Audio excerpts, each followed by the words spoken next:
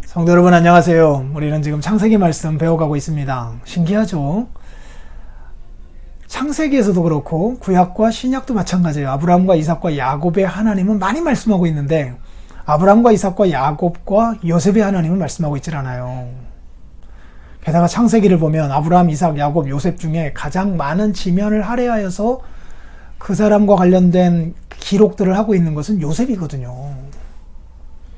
그럼에도 불구하고 아브라함과 이삭과 야곱과 요셉의 하나님에 대해서는 말씀하고 있질 않아요. 그 이유를 우리들이 찾아가고 있는 중이에요. 게다가 37장에 가보면 이제 요셉과 관련된 기록이 이어지거든요. 요셉이 나이 17세 형들에게 미움을 받고 애굽에 팔려가고, 그리고 38장은 유다와 다말 이야기고요.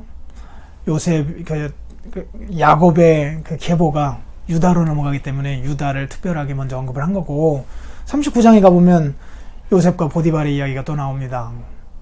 그런데 쭉 이어져 가다가 가는데 그 37장에 요셉이 17세에 있었던 때에 그 시작머리에 언급된 게 뭐냐면 요셉의 족보가 아니라 야곱의 족보예요. 족보라고 하는 것은 어떤 사람이 태어나서 어떤 일을 하다가 어떻게 죽었다라고 하는 기록으로 채워져 있는 거거든요. 마태복음 1장을 보면 아브라함과 다윗의 자손 예수 그리스도의 세계라 되어 있는데, 세계라는 말이 족보라는 말이에요. 그러니 마태복음 1장에 대한 서론이 1장 1절이 아니라 마태복음 전체에 대한 서론이 1장 1절인 거예요. 왜요? 2장에 가보면 예수님이 탄생하시잖아요. 그리고 저기 27장 가보면 예수님이 죽으시고요.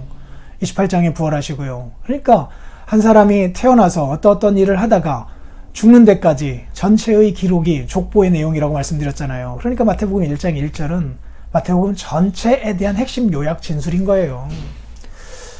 이런 걸로 볼 때에 창세기 37장에 야곱의 족보라라고 말씀하고 있으면서 이제 야곱 이야기를 저 끝에까지 밀어붙이고 있는 거예요. 그 중간에 마치 에피소드처럼 요셉의 이야기가 들어가 있는 거예요.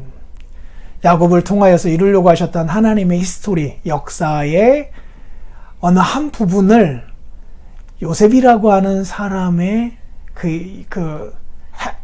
사람을 통하여서 하나님이 이루어 가신 거예요. 이게 에피소드라고 볼 수 있는 거죠. 그래서 야곱을 중심으로 읽어가는 것이 보다 큰 틀을 이해하는 데 도움이 돼요. 그리고 실제로 성경을 읽어보면 37장에서 50장까지의 성경을 읽어가더라도요, 중심 인물은 지금 야곱입니다. 아주 결정적인 선택을 하고 하는 일들은 이 야곱이 하고 있어요. 게다가 마지막에 그 49장에 그 12 아들들을 축복하는 그 내용들 같은 거 보면 이게 언약의 하나님에 대한 이해가 충분히 그 안에 배어 있음을 볼 수 있거든요. 그리고 요셉의 두 아들 므낫세와 에브라임 그 손을 어긋맞춰 가지고 그 축복하는 것들에 있어서도 하나님의 계시에 대하여서 아주 분명하게 알고 있었던 야곱의 모습을 보게 됩니다. 요셉과는 좀 다른 면을 보여주고 있는 거죠. 그래서 핵심은 야곱입니다. 미리 말해서 야곱이 아니라 야곱에게 하나님께서 하셨던 약속이에요. 그 야곱에게 하셨던 약속은 자기 아버지 이삭에게 하셨던 내용이고요. 똑같은 내용이 그 할아버지 아브라함에게 하셨던 말씀입니다. 즉 아브라함과 이삭과 야곱에게 하나님께서 하셨던 말씀, 그 언약의 말씀이 지금 창세기의 핵심 메시지예요. 그 일을 하나님께서는 지금 계속 이루어 가고 계신 것이고, 특별히 야곱을 통하여서 아주 본격적으로 하나님 약속하신 말씀을 이루어 가기 시작하신 거예요. 그 12아들의 태어남으로 말미암아 12지파가 생겨나는 그 초석이 다져지는 거잖아요. 그리고 요셉은 그 하나님의 나라를 이 땅 가운데 세우는 일에 있어서 이스라엘 백성들을 그 번성케 하는 일에, 많아지게 하는 일에 하나님이 요셉을 쓰신 거예요. 또 내일 뵙도록 하겠습니다.